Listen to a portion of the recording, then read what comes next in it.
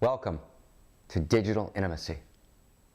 Digital intimacy is going to change the world. Normally, when we think about the internet, in terms of intimacy, we think about the internet as being a place that's alienating, disconnecting. And as I talk about in the next clip, there's a voluminous literature that talks about the alienation and failure of intimacy, which is a direct result of the virtual world. But what we're going to talk about is how you turn technological fate into intimate destiny. How do you actually access the tools of the virtual for the virtue of intimacy? And digital intimacy, right, this new term that we've created, is essential in every sphere of life. There's personal digital intimacy. There's familial, in a family, digital intimacy. There's corporate digital intimacy. There's political digital intimacy. Political digital intimacy. And there's organizational digital intimacy. Let me just talk for a moment about each one of these. So personal digital intimacy, right? How do you actually create connection, right, in a way that wasn't possible before? First simple example, Facebook. What happens on Facebook? You find a person that you knew in high school. You had completely lost touch with each other. The amount of people I've met who've gotten married, right, to a Facebook friend who was someone who friended them that they hadn't seen since they were 19, I can think of 6 or 7 people like that. Relationships that never would have happened because they never would have quite been able to track each other down. So Facebook becomes a tool of digital intimacy. Morning texts, right? When your partner sends you morning texts, right, as a way of engaging, recognizing you, seeing you in a way that they've never seen you before. Wow, dramatic. Let's keep going. Skype. How you use Skype.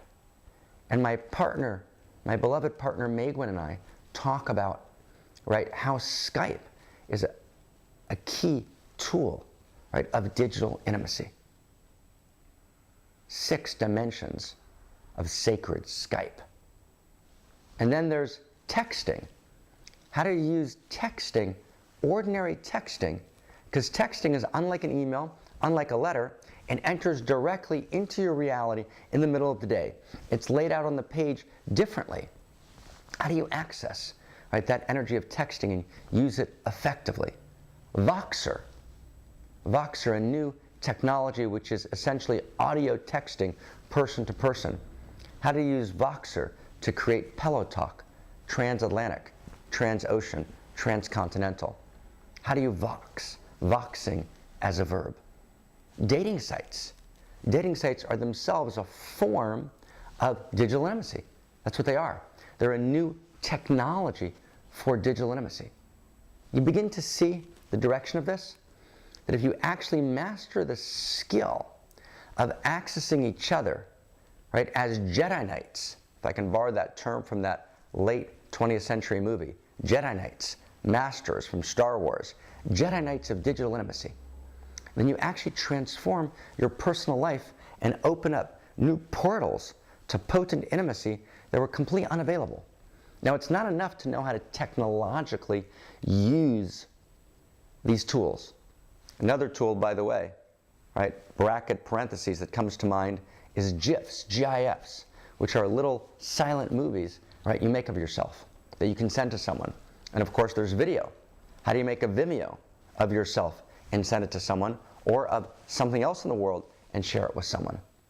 Right? And then, of course, there's all the forms of social media which create digital intimacy on a tribal level. So we move from the personal to the tribal.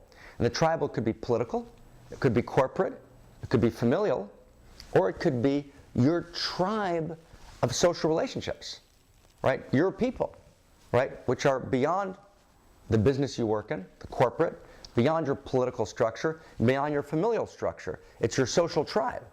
So digital intimacy can actually form a tribe of people who share values and share perspectives and share creativity and share love, who are in different parts of the world, who gather maybe once a year, but they're linked intimately through the digital intimacy virtual connections.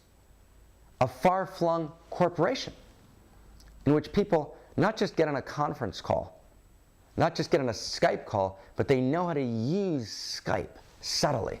They know how to use transatlantic conferencing in a subtle way to actually create, paradoxically, more communication, more intimacy, more interchange that was possible when they were in a room together. Political intimacy, right? All of the revolutions, the positive political revolutions that have happened at particular moments in the world in the last decade have used Twitter, right, and Facebook as means of creating intimate, invisible lines of connection which bypass the formal structures of power of government and enable the coalescing of an intimate revolutionary group that participates in the evolution of the form of government, right, in that country. So actually tweeting has become a tool of political intimacy. A family that's far-flung, that usually could get together at best once every 5 years, some of the people could get together at a family gathering, can now create family conferences, right, using these intimate means of connectivity and of sharing information. That's just the beginning of it, right? Digital intimacy. How do we weave deeper, more intimate lines of connection? And my beloved partner in this great unfolding, right, Megwin and myself, will be sharing with you, right, this vision of digital intimacy that we're both practicing and unfolding in the world, and sharing now, right, with corporations all over the world, with governments all over the world, with families, with organizational networks.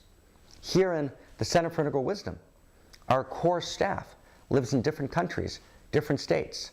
No one is in walking distance or driving distance proximate to anyone else. And yet we have an intimate network. What we've done is we've used these tools and more that we'll discuss to create an intimate meshwork of relationship, of accountability, right, of trust, right, of the good, the true, and the beautiful. So mastering digital intimacy, and like any work in relationship and intimacy, it's always evolving. You got to work on it. You got to learn the tools. You got to learn the skills and principles of digital intimacy. And when you do, you'll heighten your productivity, you'll heighten the communication, right? You'll heighten your effectiveness in the world, right? You'll heighten your joy, right? The delight, the aliveness of your life in significant ways. There's two ways to engage the digital world. One is to ignore it. A second way, right, is to use it effectively, functionally. I said there were two ways. Here's the third. The third way is the essential way, is to actually transform, transmute what seems to be the dead world of fiber optic cables into the living world of new possibility for intimacy, for eros, for productivity, for aliveness. Welcome, my friends, to the world in which love is evolving, the world of digital intimacy. Thank you.